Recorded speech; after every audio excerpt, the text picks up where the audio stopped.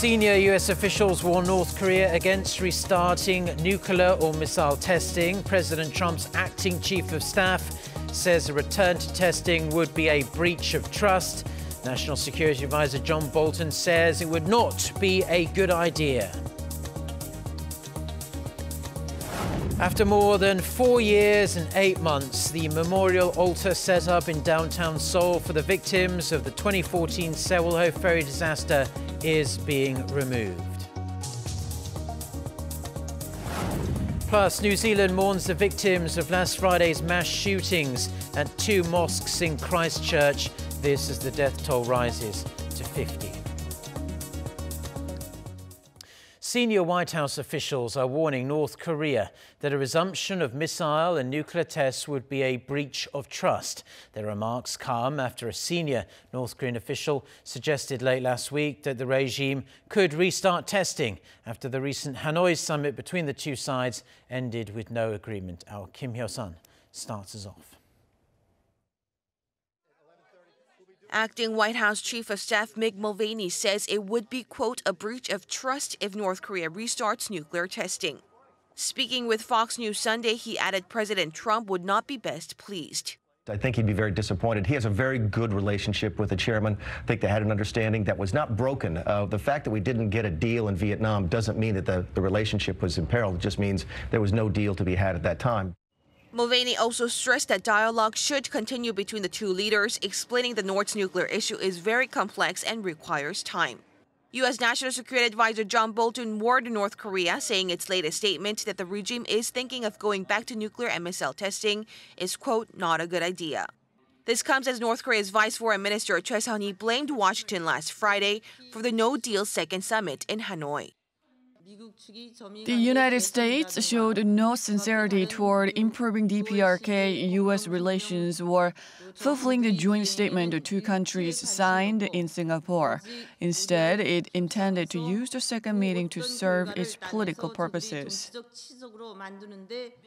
According to The Hill, an American political newspaper, Bolton also hammered Kim Jong-un during a radio interview, saying Kim was unwilling to take the necessary steps to reach a nuclear deal with Washington.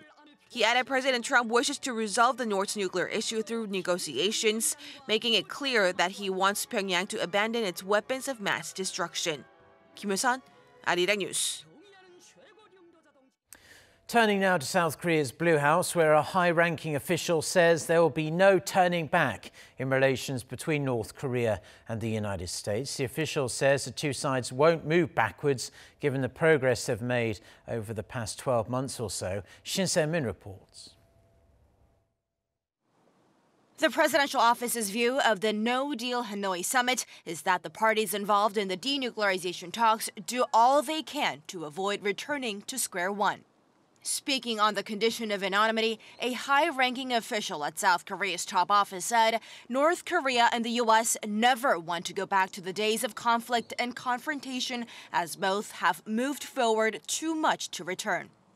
The official suggested a more practical solution to the nuclear talks, saying one-stop denuclearization is an unrealistic goal. The Blue House official said the all-or-nothing strategy needs to be reconsidered and called for North Korea and the U.S. to reach an agreement on their blueprint first and then move on to face denuclearization. The official also stressed there needs to be a roadmap that lays out how to achieve that goal. Such a view, however, seems to be at odds with the Trump administration's big deal drive in the talks, while the North has been pushing for a phased and simultaneous approach in giving up its nukes.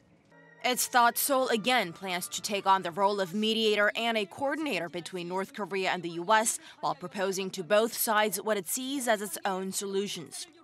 The South Korean official's remarks come as uncertainty has grown over the past week after Pyongyang appeared to suggest it might drop its talks with Washington after the Hanoi Summit ended prematurely with no deal.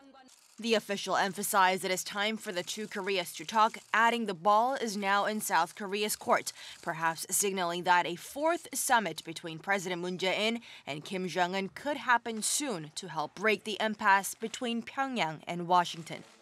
Shin Se-min, Arirang News.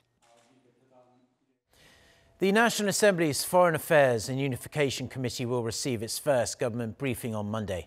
After the Hanoi Summit ended prematurely late last month, lawmakers will ask questions to senior officials at the Foreign Affairs and Unification Ministries on how the South Korean government will approach the denuclearization issue going forward. The National Defense Committee will also be briefed on the latest movement spotted at one of the North's key missile facilities, as well as a progress report on the inter-Korean military agreement. Now, amid North Korea and the US standing firm on their relative stances on denuclearization, South Korea is seeking international cooperation in an attempt to keep the dialogue moving forward. Lee Ji-won with more.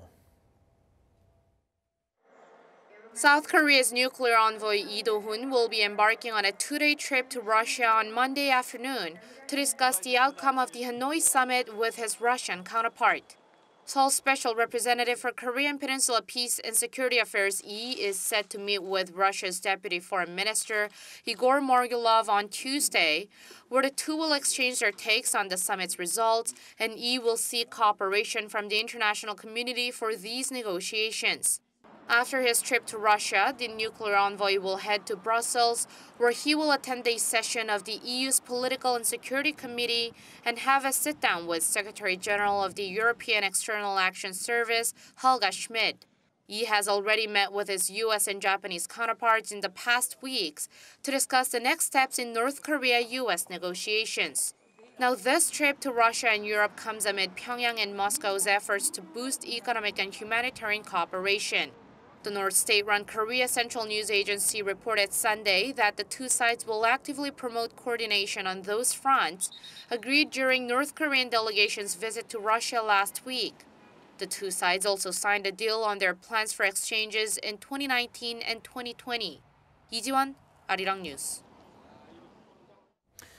Now, President Moon Jaein is going to be focusing his attention this week on vitalizing the sluggish South Korean economy. On Wednesday this week, the president will be briefed by the finance minister on the state of the economy and ways to turn it around. The president will also attend an event on Thursday where he will listen to the opinions of South Korea's business circles. He's also due to travel to local regions for the 7th time since he took office to help support regional economies and promote shared growth. South Korea's foreign minister and her Libyan counterpart, they're going to be meeting in the coming hours for talks at the government complex here in Seoul. Kang Kyung-hwa and Mohammed Taha Siala are expected to discuss issues surrounding the Korean Peninsula and the Middle East and share ideas on fostering more cooperation in the future. However, the top agenda will be the abduction of a Korean man alongside 3 Filipino men in Libya last year. The men have been held captive by an unidentified armed group for almost 8 months now. Kang is expected to ask for the Libyan government's best efforts so the abductee can return home safely as soon as possible. In domestic political news, South Korea's ruling party and 3 minor opposition parties have agreed on a revised bill to the Public Official Election Act in a way that strengthens proportional representation. After marathon negotiations, the parties decided to leave the number of parliamentary seats as it is at 300, but will increase the number of proportional seats to 75, up from the current 47. The proportional representation seats will be allocated based on voter party preference. The issue has become a major sticking point at the National Assembly, with general elections taking place in April next year. The 4 parties are seeking to fast-track the bill as they haven't got support from the main opposition Liberty Korea party.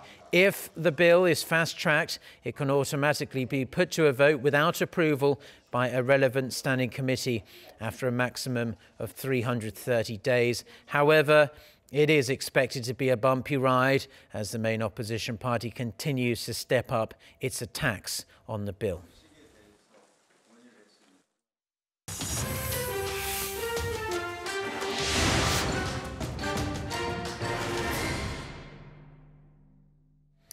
The death toll from last Friday's Delhi shooting in New Zealand is now reported to have risen to at least 50. Authorities are working to identify the victims so bereaved families can bury them. For more on this and other news from around the world, let's turn to our No Adam. So, Adam, what's the latest on this tragic story? Well, Mark, the death toll rose after officials found another body at the Al-Noor mosque where most of the victims were killed. 50 others are also wounded in the massacre at 2 mosques in the city of Christchurch. Just over 30 of them remain in hospital, with a dozen in critical condition. The shooter, identified as 28-year-old Australian citizen Brenton Harrison Tarrant, has been charged with murder. More charges are likely as the trial goes on, with another court date set for next month. Authorities found an 87-page manifesto filled with anti-immigrant, anti-Muslim ideas, which he said were exacerbated while travelling across Europe in 2017.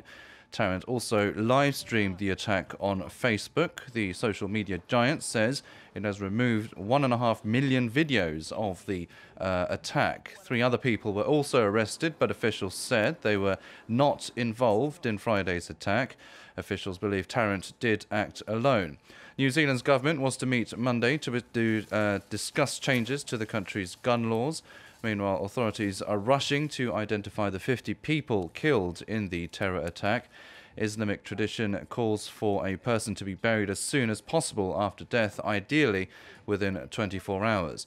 Prime Minister Jacinda Ardern said authorities had started returning identified bodies to families, and all bodies will be returned by Wednesday.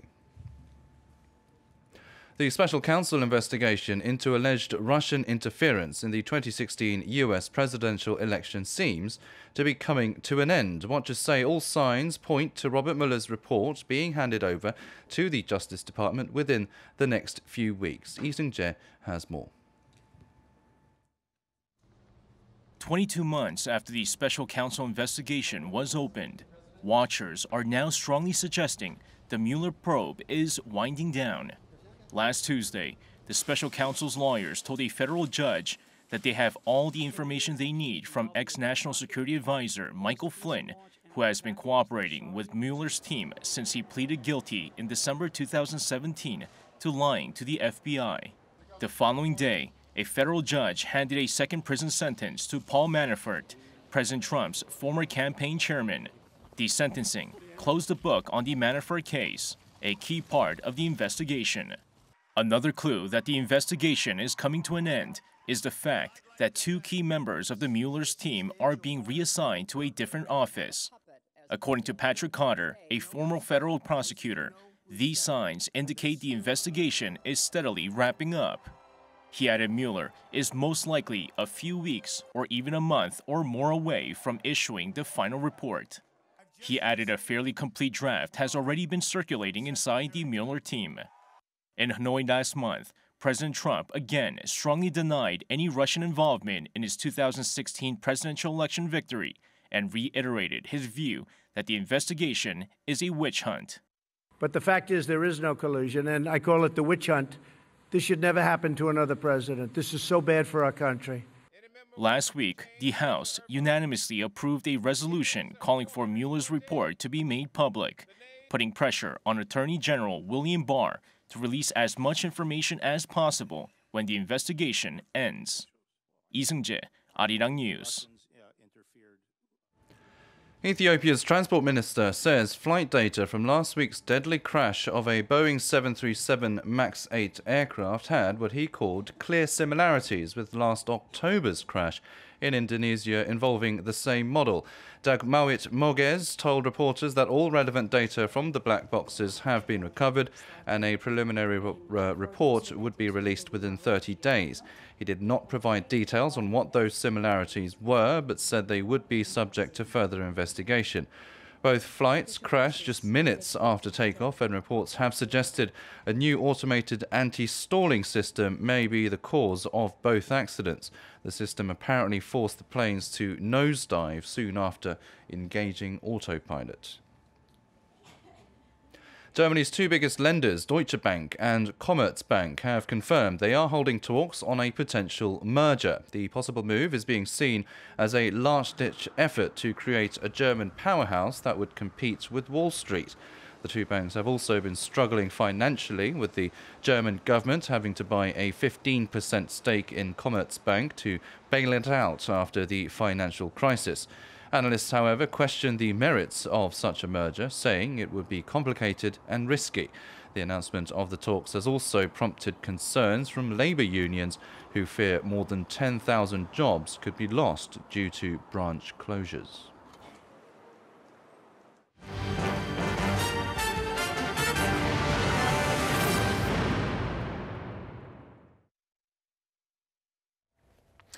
Well, thank you as always to our Arirang for the world news there. Now, after more than 4 years and 8 months, the memorial altar set up in downtown Seoul for the victims of the 2014 Sewol-ho ferry disaster is being removed. The removal will be completed by today from the spot where it's been at Gwanghwamun Square, and the portraits of the deceased are to be taken to the library of the Seoul Metropolitan Government before they find a permanent location.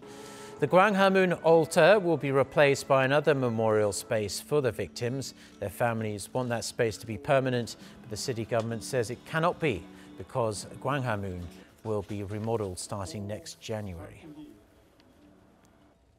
Authorities here in South Korea have launched a nationwide crackdown on all vehicles running on diesel, gasoline and LPG in order to tackle the alarmingly high levels of fine dust we've been seeing in recent weeks. The Environment Ministry says it will begin random inspections on this Monday across all 17 cities and provinces in the country. Those who refuse the checkup can be fined up to some $1,700 US. Regional authorities will run these inspections until mid-April. Now, South Korea's advanced technology and its widespread adoption has changed the way the country's military goes about its business, not only in the way that it defends the South Korean people, but also in terms of life for troops on the front lines. Our Kim Ji-yeon files this report from the inter-Korean border. Almost everyone in South Korea has a smartphone, and that includes the military. This General Outpost unit in Yeoncheon-gun, Gyeonggi-do Province, near the demilitarized zone, whose main duty is to secure the inter-Korean border, has been part of a test run since January of the government's plan to allow soldiers to use smartphones while off duty. Allowing soldiers to use their smartphones is being cited as one of the biggest changes the Korean military is having this year. The Defense Ministry says it will be applied to nearly all military units during their off-duty hours and during the weekends. Bluetooth, Wi-Fi, as well as smartphone hotspots and GPS functions are turned off for security reasons, and soldiers are not allowed to take pictures of military training. The policy is mainly aimed at boosting communication among soldiers and their friends and family, as well as for educational purposes to prepare for their careers when soldiers complete their compulsory military service. I'm studying for the exam to get a position as a civil servant. Through smartphone apps, I'm gathering study materials and looking for classes to take. Another change for the soldiers is their patrol duty. Until now, heavily armed soldiers had to walk day and night along the rugged border on foot, but those days are gone. The unit in Yeoncheon-gun also says it has been using a highly sophisticated security system for the surveillance of the inter-Korean border. Thermal observation devices, CCTV cameras, and optical units were installed along the wire fence to detect movement and presence of humans. When pressure is applied to one of the sensors, an alert goes out so that soldiers can inspect the area manually. Kim Ji-yeon, Arirang News, Yeoncheon. Now, Korean temple food has developed a real reputation around the world for its clean taste and health benefits. And people in Switzerland were able to get a taste of the unique cuisine made by a Korean Buddhist nun who became widely known after an appearance on a popular TV series. Park Se-young with more. The kitchen at this restaurant in Zurich is headed by a chef from Korea. Asia Society Switzerland has invited Chung Gwan, a Zen Buddhist nun and temple chef, for an introduction to temple cuisine.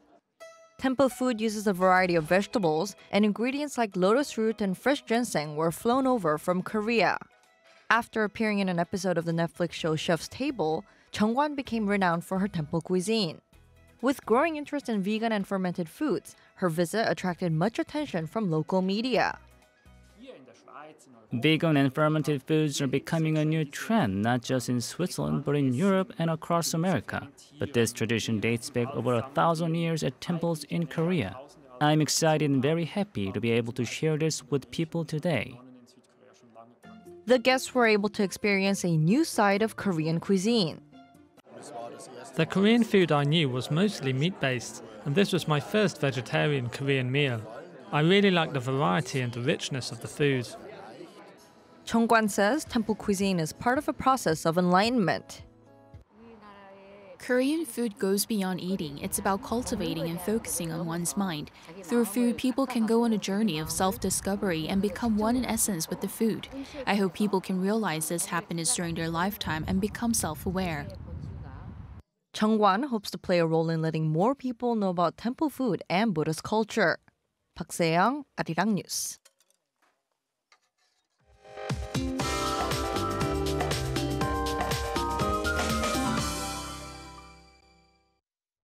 Good morning.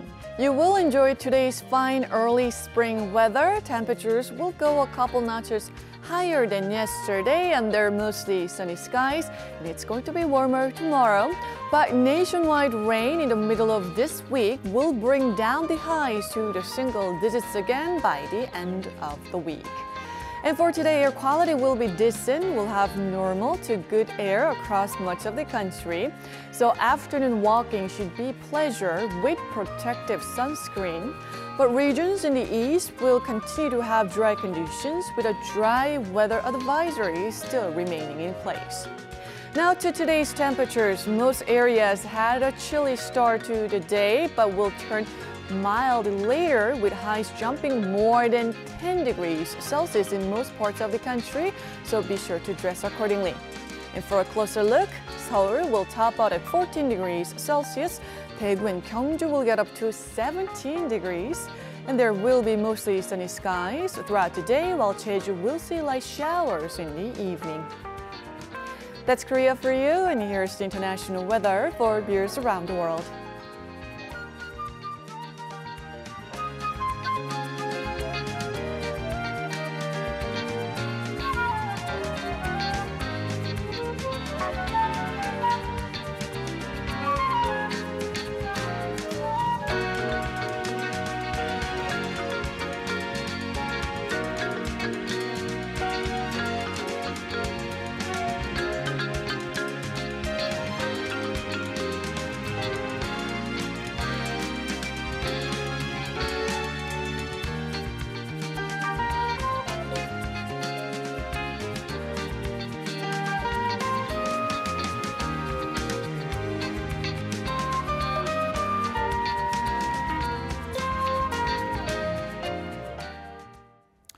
Well, that's where we're going to leave the news and weather for now on this Monday morning here in Seoul. Stay tuned to us on Arirang TV, and our daily reminder that our next newscast is coming up at noon Korea time with our very own Lee Ji-yoon. So until then, goodbye.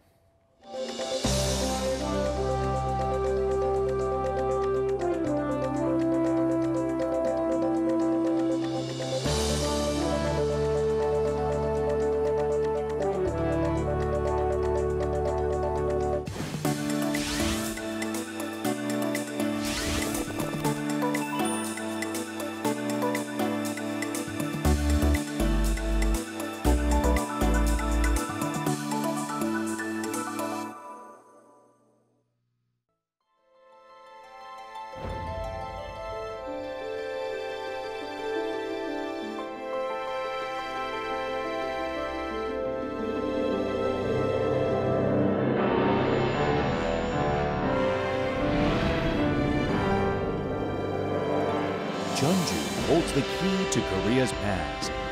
The rooftops of the traditional houses with their delightful tiles and piled up over the unpainted light pine wood of the exterior are captivating. And you must experience a traditional meal with dozens of small dishes spread out on a polished wood table featuring local delicacies. In fact, UNESCO has recognized the unique features of Jeonju's diverse cuisine.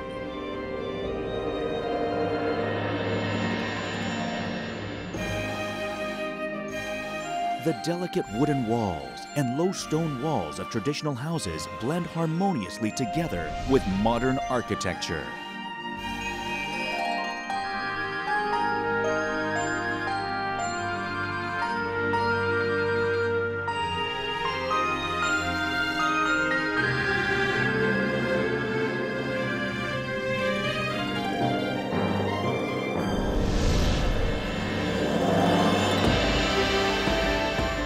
Hanoi Traditional Village has a variety of exciting events all year round that allow you to experience Korea's depth and breadth. Come to Jeonju and feel yourself the cool mountain breezes and dip your feet in the clear streams of the old town. Enjoy the polite service of the hosts at your local inn, where they wear traditional hanbok and treat you with great kindness.